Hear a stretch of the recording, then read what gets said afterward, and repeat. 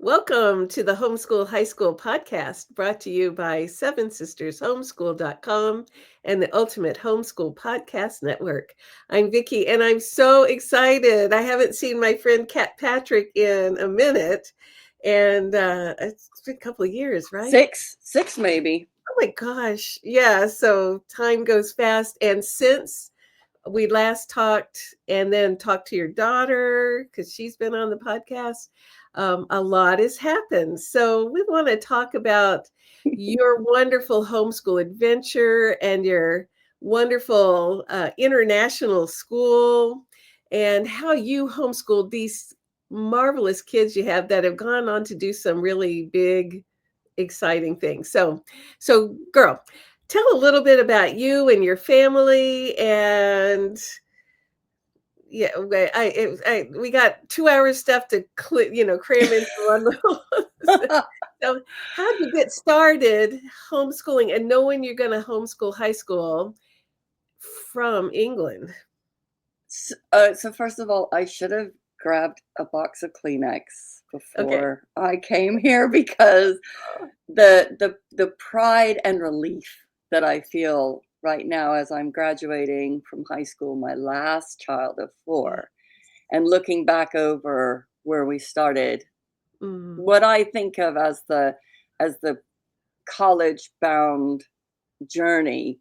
yes. Um, Started back when my eldest was 12 and she's now 24. And one of the reasons it started at 12 is because we were in England. All my kids were born in England, even though clearly I'm from somewhere like Texas, which is where I'm from. But I lived there a long time as well, so you'll have a very odd accent coming from me. It Um, isn't quite Texas accent, no. just wait. There'll be a y'all in there. Yeah. But in England, they start secondary school in at 6th grade. So it was in her 6th grade year that I started thinking about mapping out where we were going to go. And Mhm. one decision I had to make that I decided even all the way back then was whether we were going to follow the English journey of secondary school Mhm. or if I was going to go back to my roots of liberal arts Mm. and my roots of Charlotte Mason, Yes, which yes. is the philosophy that I used all through their Yeah. school from the beginning. I Mhm. homeschooled them the whole time. Yes. And I decided that I would rather that they have the liberal arts approach than the British approach, which Mhm. gradually narrows down more and more and more. Mm. They take a series of exams at the age of 16, about 10 subjects, and then they narrow down to 3 for their Wow. junior and senior year. It's something called A levels. And Mm. then when they go to university, they study one subject for 3 years. And having been at university in Texas as an undergraduate, starting off with pre-med and realizing in year 3 that actually I liked history and English better Yeah. and could switch over to that and graduate on time, has always spooked me about narrowing down like they Yeah. do in the UK, because Yeah. I would have burnt my English and history bridges at the age of 16 Yes. and would have had to study biology, in fact, probably 4 subjects at A Mm. level, all in the sciences and maths, and then got to university and I couldn't have changed. So Yeah. I always was spooked by that, and I just Mhm. love the liberal arts and the way that things mesh together. Mm. And now looking back that I'm graduating my second from college, Mm. I'm very happy that I did that because they've gone into college with certain majors in mind and come out the other end totally different, Yes. but exactly the place and the love and the desire that they really do have and the Right. thing that they're interested in doing further. Yes. And there's nothing wasted. Like all of their liberal arts just gave them a better infrastructure for adding the specialty that they needed to go into as they discovered that. Well, one of the things, so my daughter, my eldest, Lauren, who you did have on the podcast, I had a podcast with her about getting into competitive colleges. Yes. She went in for English and entrepreneurship and came out with English and astrophysics. Mhm. And she was approached in her very first semester by the astronomy department if she would be interested in doing a major in astronomy because she'd taken her gen ed science and astronomy, and they could tell she had a real passion for it. I Mm, love that. I mean, they mm. recognized her Yeah. saying, "You love this subject. Don't you want to study it?" And she said, "Oh, I don't have the math for it." And they're Uh, like, "Well, you think you don't have the math. We'll help you." And oh, that just reminds me all the way back in elementary school when she was in first grade or whatever, whatever you are when you're a mhm. homeschooler and 7 or Right, 8 years old. right. And she really loved map skills books, workbooks, and she was Really? zooming through them. And Oh, she was doing 3rd grade map skills. And they were doing the key where you have, so many inches is so many miles, and it was yes. asked how Right. far from Chicago to New York. And Yes. she wasn't doing multiplication yet in her math. So she learned how to multiply in her map skills. And I've always believed that thinking in terms of silos of subjects is a big Yeah. mistake because if you have someone who's passionate about cooking, they're Yeah. gonna learn their fractions, you know? That is very true.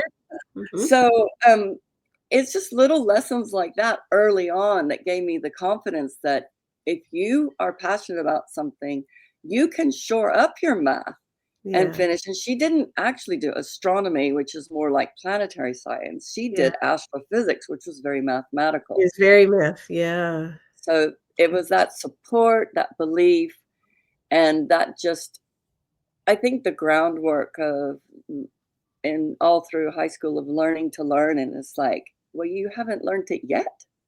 Yeah. I'm still learning things all the time, and Yeah. I'm out of high school, so Right. it Well, never and finishes. that's one of the gifts I think that you gave your kids and also that you bring to your school is what you're doing is not just teaching subjects there and you're teaching y'all are teaching learning and how Yeah. to love it. And it's very Charlotte Mason inspired. That's just kind of Charlotte Mason's about, curiosity and learning. So that gift that you gave them for your kids who went to more competitive colleges, they needed that flexibility, but all people need to know how to learn. So tell a little bit about how that came about, like loving to learn and learning to learn and dreaming Spire School. Well, for my own kids, it was the Charlotte Mason method all Mm. through Yeah. primary school and junior high, and then having the confidence to continue doing it in high school because a lot of people will start feeling they need to do APs, they need to do Mhm. CLEPs, they need to do dual enrollment, Mm. and we did some dual enrollment, but I think that was partly a good idea. Well, not all of them did dual enrollment. I have Mhm. a sidetrack is one of my children had a severe mental illness that was PTSD from COVID time. And Oh, so she didn't she did she well to needed finish on flexibility. time in her Yeah, high school, right. much less go off to dual enrollment where they would have a very strict timetable Mhm. and she wouldn't be able to do that. So she had the grace to Mm. work a bit longer and Yes. finish her classes in the summer once she felt better. But um, I think so. First of all, my we've talked about my international school. It's called Dreaming Spires Home Learning. I've been running it since 2012. We have Mhm. recently been accredited and we're honors level. So we're very, very proud of recognizing what our niche is Yes. and what's important to us. And what's important to us is the Charlotte Mason basis, which is Yeah. children are born persons. So Mhm. we recognize that each student who comes to us has their unique challenges and loves and desires and potential. And Yes. the other one is about education being the science of relationships. Mm. It's she actually says science of relations, but it means science of relationships. And Yeah. it's a relationship between the tutor and the Mm. student and the students, I'm so excited about how motivated our students are and competitive with each other in a way, Yeah. but that competition, Mhm. uh, of seeing each other's work and realizing that someone is stronger than you, but you want to Mhm. emulate that. So they serve as models of, and even people who come in quite weak, just Mhm. watching them grow over time and learn to write a discussion question answer that's 250 words instead of 100 over the, and it's like, oh my gosh, you did it. You're developing your ideas. Yeah. That's where your bar is. That person. In fact, I have one student right now who, if you give her the reins, she will write 1,000 word 1,500 word essays for each discussion question each week. And I got to the point where I was thinking, how am I going to challenge this student with 6 more weeks to go? And I thought, I know, I learned this from college essays, word counts. Yes. Just been doing this with my son, who's been applying, my youngest, who's applying to universities. By the way, he's got into 1, 2, 3, 4, 5, 6. He's got into 6. He's waiting for 3 more. Uh, And they're very competitive colleges. yeah. I'm very proud of that. But every single college had a different word count for their essays. One Yes. 150 words, one was 60 words, one was 350. And Wow. so when I recognized how challenging it was for him, he's a very good writer. And Uh-huh. so I challenged the student. I said, you can only write, and it has to be exactly 350 words in all your homework for 2 weeks. And after 2 weeks, she did it. It was brilliant. After 2 weeks, she said, Dr. P, can I please not have any more 350-word deadlines? I Miss was like, all the okay, words. you've earned it. You can, Yeah. you can do it. Yeah. So Yeah. I'm not sure I'm answering your question. I forgot what it was. So I don't either, but I love hearing the stories.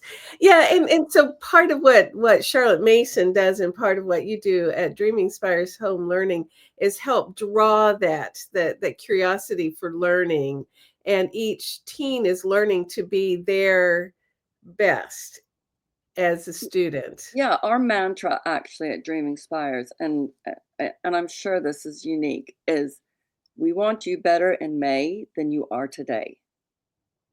That's adorable. That And they really take that to heart, and I can use that on them. I have a student recently who's kind of deteriorated a bit. Now his mom's not well, so I understand why, and I will give him grace. yeah. But when that happens, I say, you're not being better today than you were in September. Let's Uh, keep moving forward, even if you're only going to move forward in half of your work. We've mhm, got to keep that moving forward, either in your vocabulary, or your improvement in your punctuation, mhm, or you're comparing with other books, mhm. or word count. Sometimes that word count thing is quite challenging to people, Yeah, because what it's making them doing is develop their ideas based yeah. on the text. How Can I did you just say, I know Yes, this is going to be a little bit of a tangent, but you're good. I'm very, very upset and disappointed with the sudden rise in the use of AI, because it takes away the child's agency and it takes away their voice. And some of my students, I've been teaching for 3 years, and it may just be something as simple and innocent as having the bought version of Grammarly, Yeah, and they're not producing the same work that they were before. yeah. And sometimes they don't understand why the work is changing.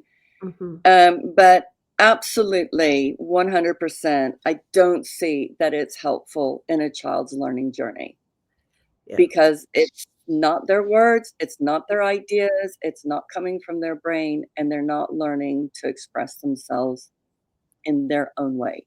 So please, parents, be vigilant Mhm. about watching that AI use. I know maybe there's some things that's useful for it, maybe, I don't know, in setting Mhm. out their schedule or whatever, but even that is taking away the agency of the critical thinking in their brain. So I'm all for not using it at all. Yeah, and that's I have these discussions with my oldest son who teaches for Stanford University's online high school, and they're the higher level students, and helping them understand AI can do these, can write your paper, it can, run through and find errors, or it can do all kinds of things. But what you're losing is your own soul learning these things, your own work that's making you who you are. And yeah, big Well, thing it's that a red I flag. learned. In my company, we had to make a policy on it this year. Mm-hmm. And we in fact have every student take a short academic integrity module, and we have a stoplight system of things that are appropriate to use and things that aren't. There's a difference between getting help and support, even from something like a Cliff Notes summary to help you with some of the harder books, but they're Mm-hmm. not a replacement for it. And we actually have banned AI. Yeah. Well, and I think that's pretty much what they have done Well, too. if our job is to get you better in May than you are today, and it's Right. about the individual child, and it's about the science relations with your studies, there's no Yeah. place in there for AI. So Yeah. So that was a good tangent. All right. So how did you know that your own kids were the kind of kids who needed the preparation for a more competitive college situation? So, like, not just academics, but your one of your daughters does competitive swimming, and three of my kids. Well, I'm hoping my youngest is going to go swim as well. So 3 out of 4 will have swum competitively in college. yeah. So I'm Um, following the one that's the competitive current one. right now. Right. So Yeah. that's my third child, who's the one who had the mental health issues. And right now she's on like the best footing she's been in for a long time, and Uh, part of that is the competitive swimming and mhm, having a program that is very ambitious mm, and sees her as part of that ambition. mm, And they have a lot of belief in her skills now and where she's going to go.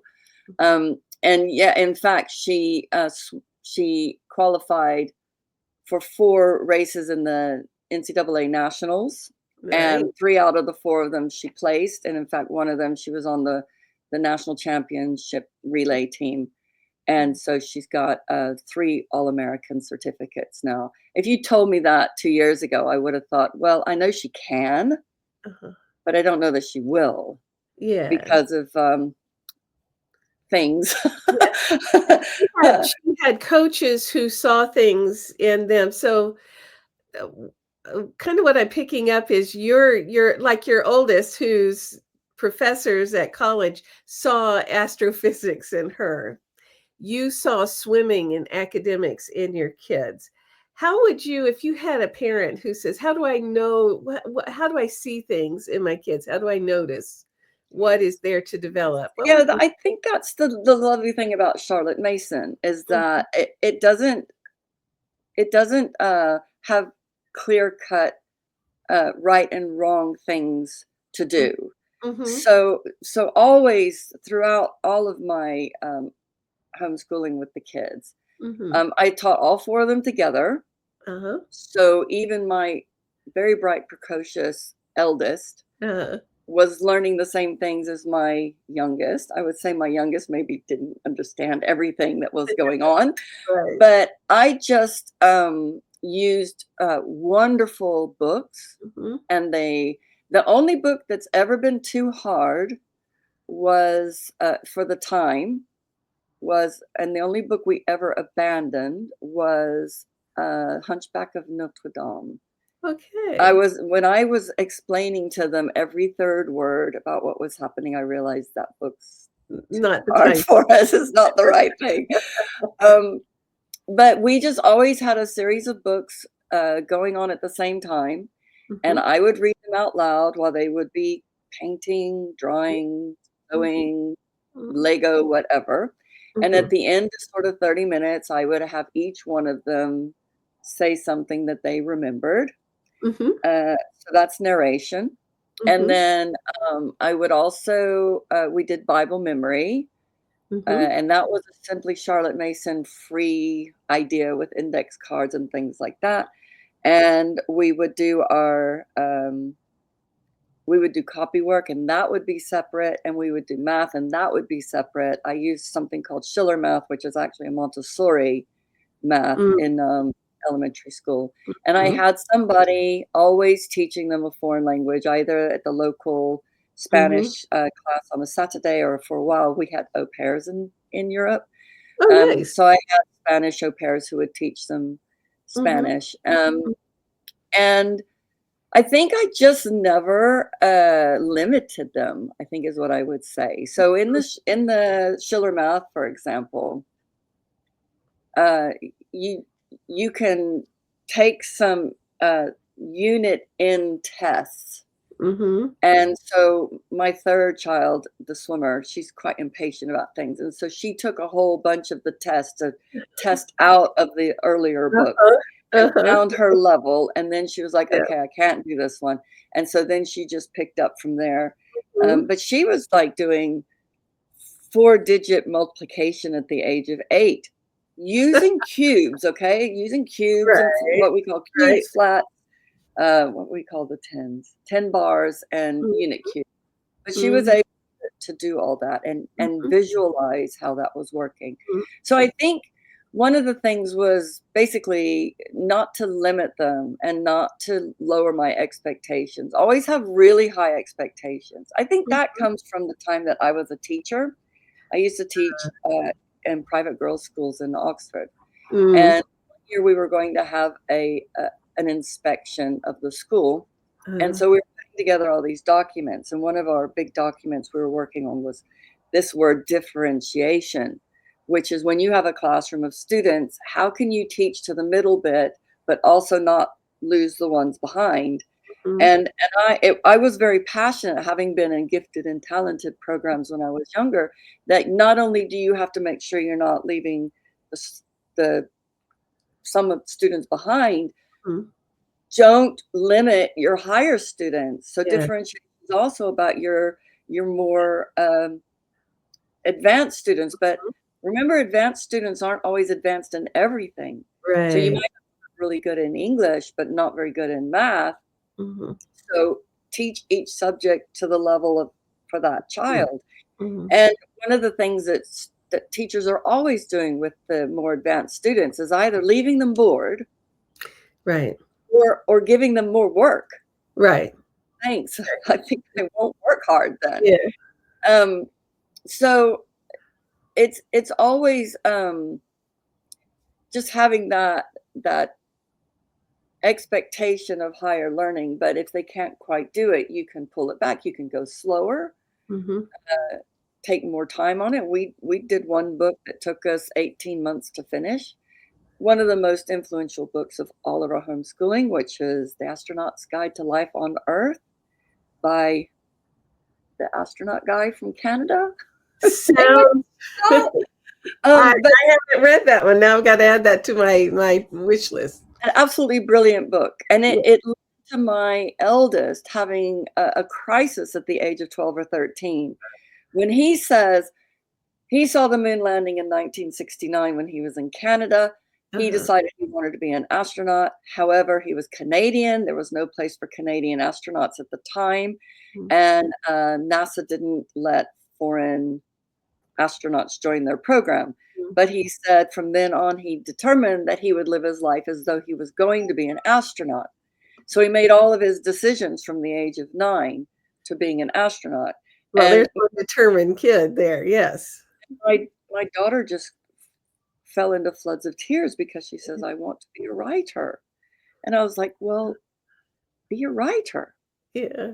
And so she spent all of her secondary years, middle school and high school, aiming to be a writer. Mhm. She published her own books on Kindle. She Mhm. started editing and publishing books for other people on Kindle. She was writing books. When she was at university, she started a creative writing club She had a blog, she had Instagram, and now she's writing the website for NASA.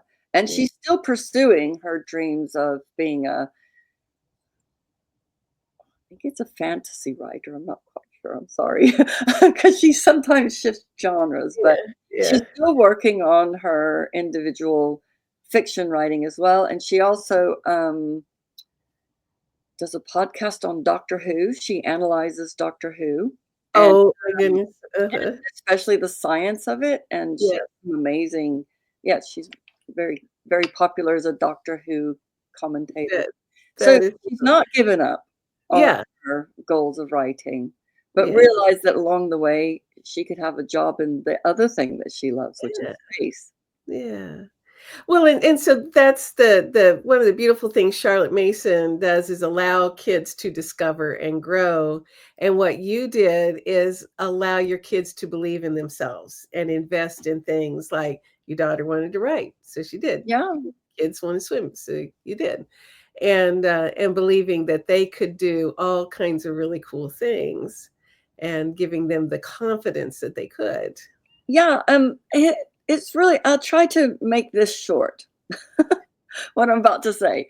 But I know that parents are always wondering at the age of 13, 14, 15, what's my child going to do? Is there a careers Mhm. website we can look at? Is there a career booklet? I think Seven Sisters, you guys have a career. Yes, we do. Yeah, Yes, we do.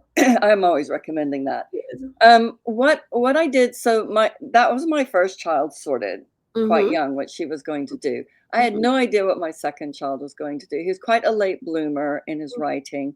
Mhm. Karen Glass's book called Know and Tell is excellent for Mm, slowing parents down into pushing people to write too early.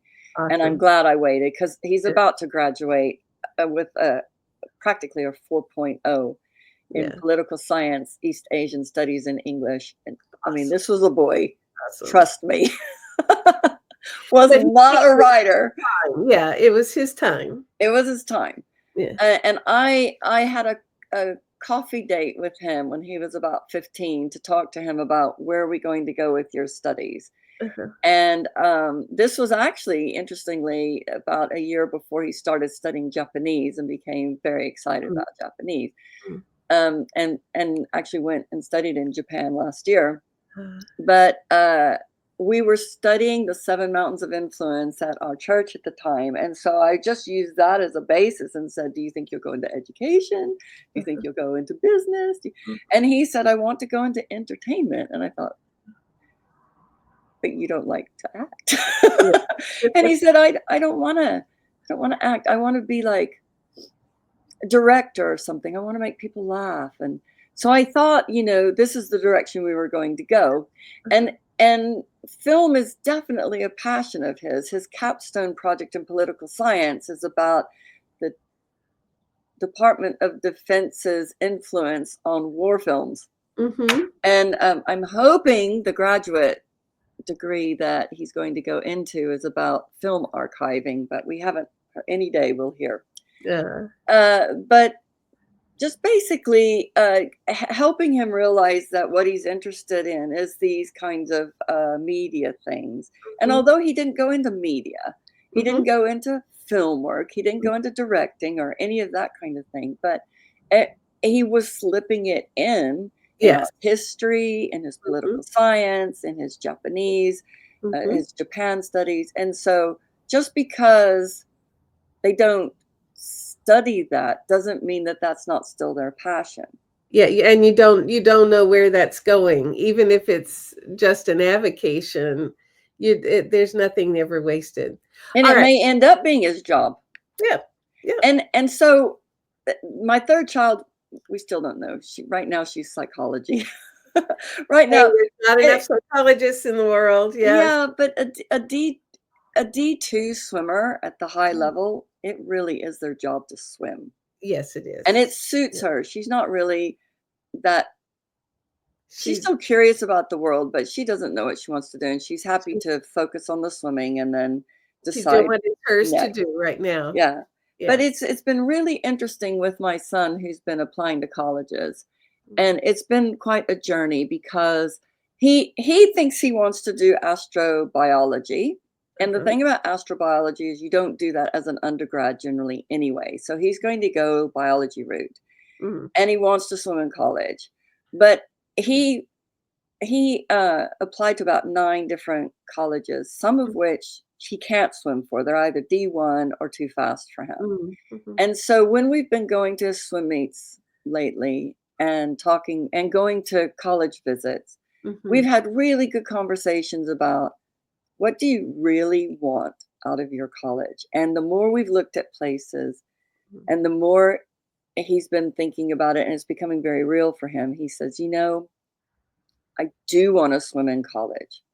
So Mhm. some of the places that are now accepting him where he can't, he's like, Okay. I'm less interested in those than the Yeah. ones where I can swim Mhm. and do my studies. Mhm. So it's unfolding and you It guys are allowing that process. All right, girls. So tell everybody about Dreaming Spires because I know you've got some parents who are curious and inspired by hearing your stories. So Dreaming Spires Home Learning started when my 12-year-old was interested in starting Ambleside Online. We were going to do year 7 Mhm. of Ambleside Online, but we decided we wanted to. We'd been doing things in a co-op, but the people in our local area were going more the British way, and we didn't want to go that way. So I found another mom online who was thinking of the same year, and we got together about 10 students. They lived in Washington, Texas, England, Europe, and we started an online webinar. So I would teach for about an hour a week, and then I would give them the reading and the writing homework. Mhm. It was low key. It wasn't like there's a right and wrong answer. It was something like, um, oh, the in our reading this week there was some beautiful language. Just pick out a couple of words and tell me why you like them. Oh. And it's just all about Mhm. what did you think? Can you Mhm. explain it? And Mhm. that's essentially what in our humanities courses, that's essentially what happens. In our foreign language classes, there's a little bit more sort of cut and dried question and answer, but it's always about teaching you to learn any language, Mhm. not just Spanish, not just French, Italian, Portuguese. And in some of our sciences, we still do, and even in our advanced mathematics, we still do read an article or read a living book, write a narration on it, Mhm. write some discussion questions. And then in something like biology, there's quite a lot of vocabulary to learn. So there'll be some right Mhm. and wrong answer things about those. But in general, you'll find all of them reading living books, writing about living books. My husband actually teaches the math. He's a mathematician at Mm. Oxford. And Mm. he says people who come to him to want to study with him, they can do equations. They don't Mhm. understand why. Yeah. So he wants students to really understand why in Mm. mathematics Mm. it works this way. Mhm. And my 2 boys have taken the classes with them, and neither one of them are really very mathematic. And my husband was like, they have mathematical brains. I can't believe it. You Uh, see it when it comes. yes. So doing mathematics in a living way can really inspire people and shift their gears. And when they're thinking, I'm no good at math, it's like, well, actually, you do think that way. Yes. Yeah. Um, give yourself credit. So um, yes, yes, all right, so what I'm gonna do is put the link, so it's Dreaming Spires Home Learning, and really you're developing learners yeah, who think and synthesize information and grow, yeah. and I love the program, and I've loved, like, when I talked to Lauren, the things that she was doing as she started college, and now all the things she's doing now, and all of your kids, so I Can I better just? I really want to just give one piece of encouragement to please do. parents, Yes. and I'll try to do this in less than 2 minutes. I was I was in one of those moments where probably Lauren was looking at colleges. So I had what would have been 18, 16, 14, and 12. Mm. And I was thinking, what am I doing? um, and I was having trouble with my middle two with their studies. And I thought, what's going wrong here? How do we push through this? And I was at worship in church, and I felt like I had a message. And Yeah. it was from Psalm 23. And Mhm. it was the very beginning about how God leads me beside still waters and green pastures. And Yeah. he said, a homeschooling mom is like the shepherd, Mm. and you take your sheep into the pasture of wonderful green grass Mhm. and beautiful clean water. But Mm. you cannot force them to eat and drink. Mm. Your job is to take them there and to protect them. And that just took a lot of pressure off me to Yeah. just keep giving them the good Yeah. food and the good drink and just trust the process. And yeah, it did work out in the end. It wasn't all smooth. They didn't always eat. They Mm. didn't always drink, Yeah. but ultimately, yeah, it worked out really well for them. That makes my whole day. Thank you so much, Kat. Well, thank you for everybody listening today. Thank you for Seth Tillman for editing. And this has been the Homeschool High School podcast, brought to you by Seven Sisters Homeschool.com and the Ultimate Homeschool Podcast Network.